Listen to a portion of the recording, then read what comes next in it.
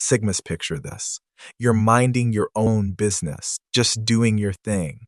When suddenly, boom, someone steps in trying to dominate, control, and manipulate the situation. What happens next? Well, let's just say you don't just hold your ground, you destroy them.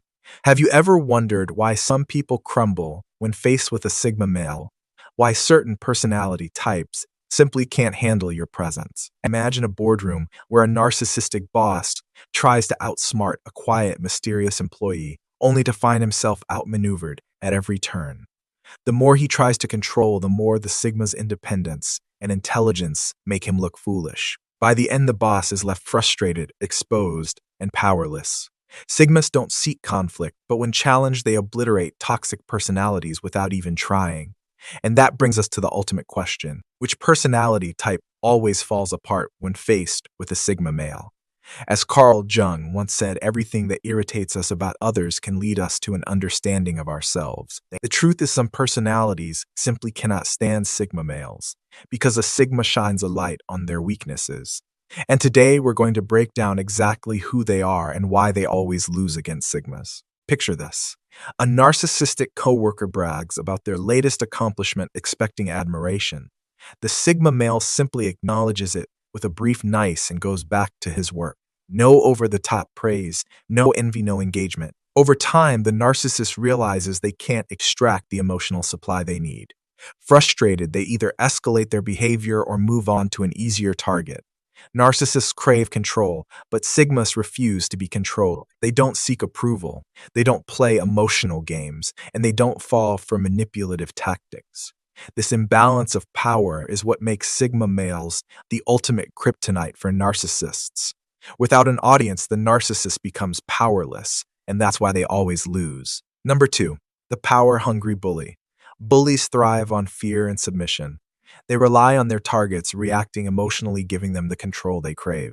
This is true in schools, workplaces, and even social circles. But when a bully crosses paths with a Sigma male, something unusual happens. Their tactics fail miserably. Why? Because a Sigma male is immune to intimidation. Unlike most people who react with fear or anger, a Sigma remains calm and composed. He doesn't seek confrontation, but he also doesn't avoid it. Instead, he assesses the situation logically, pinpointing the bully's weaknesses. And here's the thing: bullies are often deeply insecure. Their dominance is usually a mask for their own self-doubt. A Sigma recognizes this immediately and uses it to his advantage. Take the workplace, for example. Imagine a bully trying to undermine a Sigma during a team meeting. They throw out insults trying to humiliate him. Most people would either lash out or shrink back, but not a Sigma.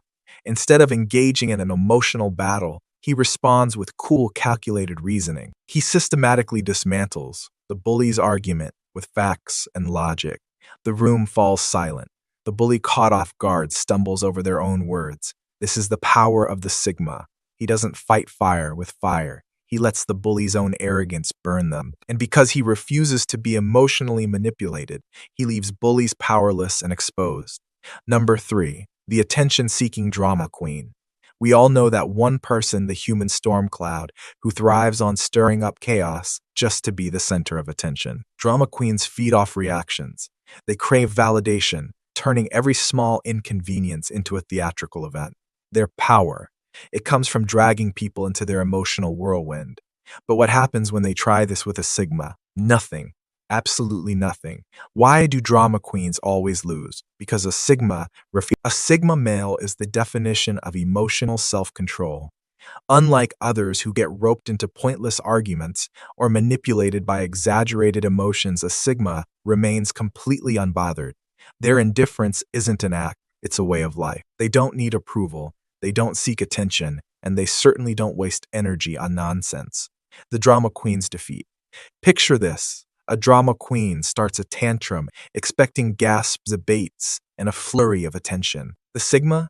He sips his coffee, raises an eyebrow, and walks away. Game over. Without an audience, the drama collapses. A Sigma's refusal to engage is like taking oxygen away from a fire. It suffocates the drama before it even begins. The psychology behind it. Drama queens rely on emotional validation. They need people to fuel their stories, to react with shock or sympathy. But Sigma males operate on a completely different frequency. They are logical, detached, and focused on what actually matters. This is why drama queens find them infuriating. They can't control what they can't provoke. While others get tangled in emotional manipulation, a Sigma simply walks away, making it clear, this is not my problem. And that right there is why a drama queen will always lose. Number 4, the fake alpha male. The so-called alpha male, the one who loudly proclaims his dominance, brags about his influence, and demands attention, is often nothing more than a mirage. True leaders don't need to shout their authority from the rooftops. They let their presence speak for itself. That's where the Sigma male thrives. Fake alphas believe that being the loudest person in the room equates to strength, but in reality it signals insecurity. Their exaggerated displays of dominance are not a reflection of power, but of fear, the fear of being outshined by someone who doesn't need validation. A Sigma male, on the other hand, remains calm, observant, and unbothered. Real strength unsettles the fake alpha because it exposes the truth.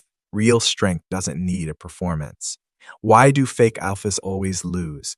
Because their authority is built on ego, while a Sigma's influence is rooted in authenticity. A Sigma male's confidence isn't derived from external validation. It comes from within. He doesn't seek approval, and paradoxically, that's exactly why people respect him.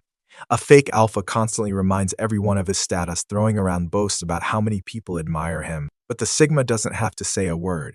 People naturally gravitate toward him, sensing his independence and self-assurance. In the social setting, while the fake alpha is busy trying to prove himself, the Sigma simply exists, and yet he commands more respect. This is why fake alphas struggle when confronted with a Sigma male. Their tactics, intimidation, dominance, and bravado are useless against someone who operates on an entirely different level. The Sigma doesn't play their game, and that frustrates them.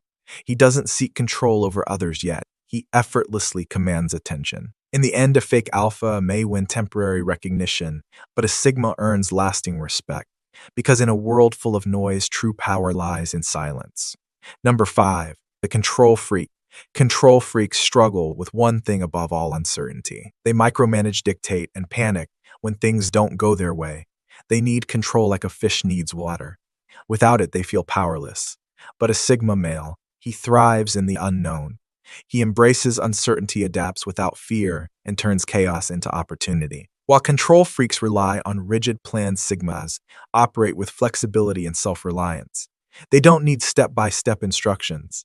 They create their own path. So why do control freaks always lose against Sigmas? Because Sigmas don't follow orders, they follow their instincts. A Sigma's independence renders control freaks powerless. The more they try to micromanage, the more they realize they have no influence over him. So picture a controlling manager who insists on overseeing every detail of a project. He sets strict rules, demands constant updates, and expects everyone to conform. The Sigma, however, operates differently.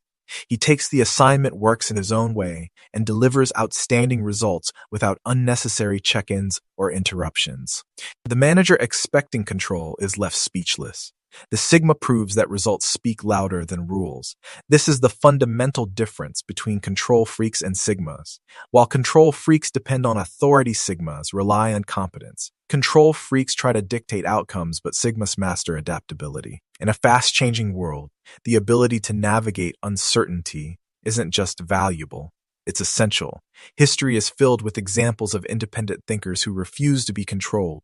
From inventors who broke traditional molds to leaders who challenged outdated systems, these individuals shared the Sigma mindset. They didn't wait for permission. They made things happen. This is why Sigmas win in the long run. They don't waste energy resisting control freaks, they simply render them irrelevant. So Sigmas, there you have it, the one personality type you always destroy isn't just one, but a collection of toxic traits that crumble in your presence. Narcissists, bullies, drama queens, fake alphas, and control freaks, they all fail because they rely on manipulation, dominance, and attention. And a Sigma, he simply doesn't play their game. You don't have to prove your strength. Your mere presence already does. Your independence, intelligence, and emotional detachment make toxic people uncomfortable because they see in you what they can never be. So keep moving in silence, keep winning effortlessly, and keep being the Sigma that destroys weak personalities just by existing. Sigmas, if this video resonated with you, hit that like button, subscribe, and join this powerful community of lone wolves. Let's keep refining our minds, our strength, and our impact. Having said this,